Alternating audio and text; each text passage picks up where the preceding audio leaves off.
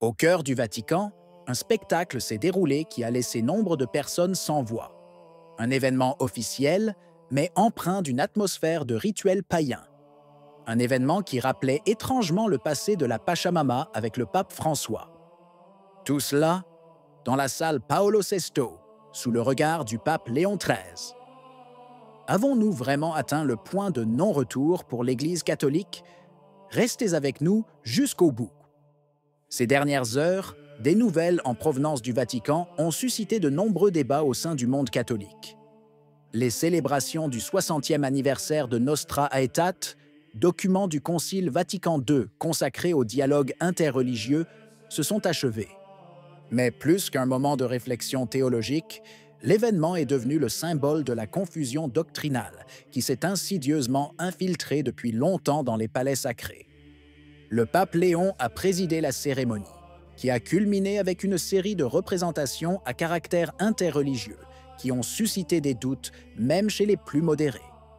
Tout cela survient quelques jours seulement après le scandale du tapis de prière musulman exposé au musée du Vatican, un épisode que beaucoup ont interprété comme un signe clair du mélange croissant de symboles et de langages spirituels étrangers à la tradition catholique.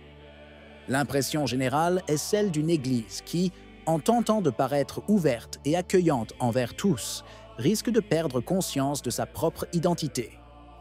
Au lieu de témoigner de la vérité du Christ au monde, il semble vouloir s'adapter au monde lui-même, avec un enthousiasme qui inquiète plus qu'il ne rassure. Il y a 60 ans, en plein concile Vatican II, naissait la déclaration Nostra Aetate, destinée à instaurer un dialogue entre l'Église catholique et les autres religions. À l'époque, elle était présentée comme un geste de charité et de compréhension, visant à promouvoir la paix et la compréhension mutuelle. Cependant, au fil des décennies, ce texte censé unir a souvent fini par diviser, devenant le point de départ d'interprétations qui ont progressivement dilué le sens de la vérité catholique.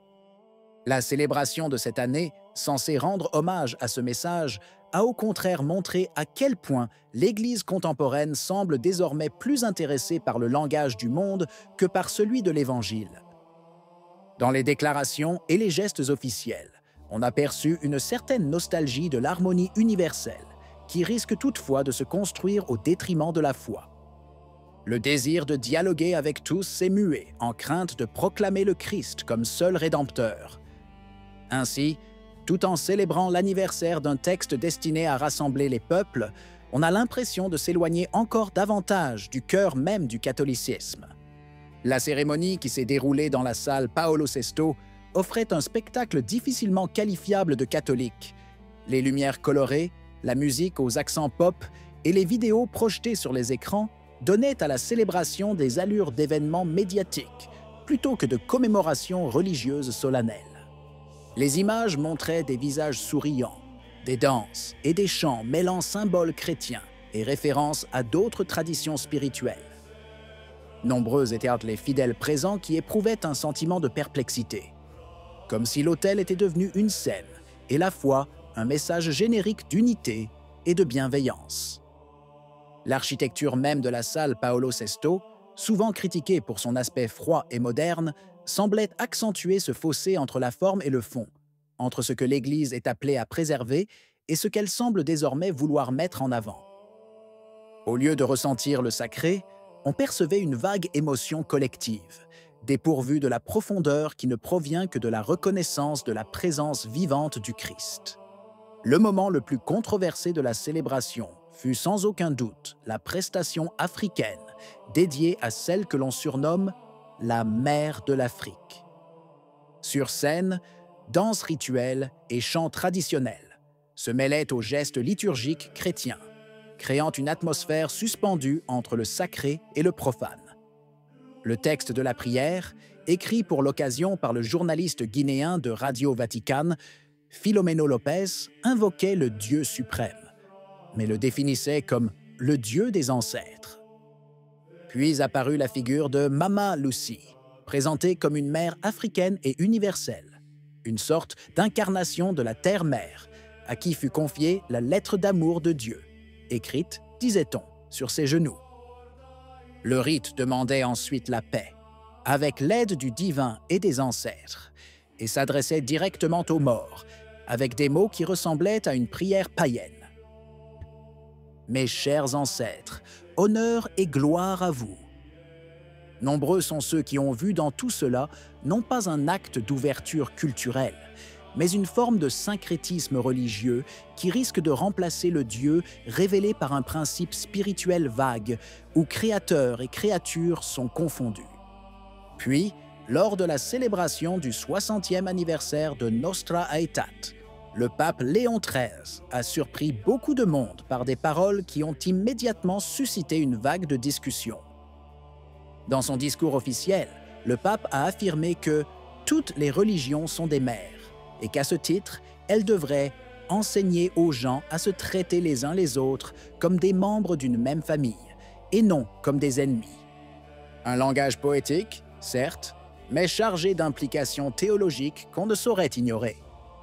L'image des religions mères suggère une sorte de maternité spirituelle universelle, dans laquelle chaque foi devient une source de vie, de protection et de sagesse pour l'humanité.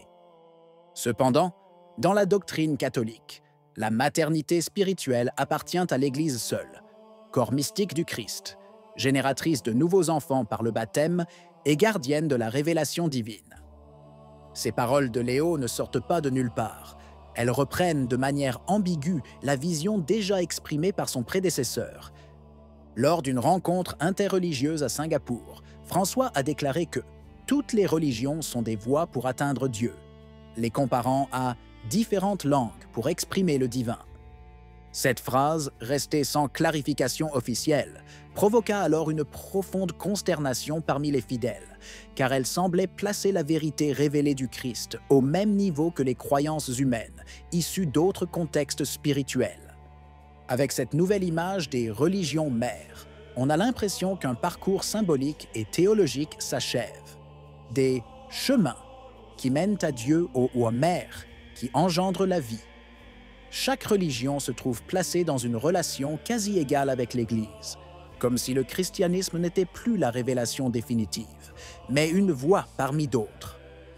Parmi les fidèles présents au Vatican et dans les commentaires qui ont suivi la célébration, le mécontentement était manifeste. Nombre de catholiques, notamment ceux attachés à la tradition, ont exprimé un sentiment de désarroi, voire de douleur. Il ne s'agit pas d'une dissidence stérile ou polémique, mais de la réaction spontanée de ceux qui perçoivent un changement profond au sein de l'Église. L'impression générale est que la foi catholique, autrefois un roc et un point de repère certain, devient une option spirituelle parmi d'autres dans un monde dominé par le relativisme. Dans les couloirs, parmi les prêtres et les laïcs, on parlait de confusion doctrinale, d'un langage de plus en plus vague, d'un dialogue qui n'évangélise pas mais s'adapte, oubliant que la mission de l'Église est de conduire les hommes au Christ et non simplement de les accompagner où qu'ils décident d'aller. Qu'en pensez-vous? Si la vidéo vous a plu, laissez un commentaire. Amen. Que Dieu vous bénisse.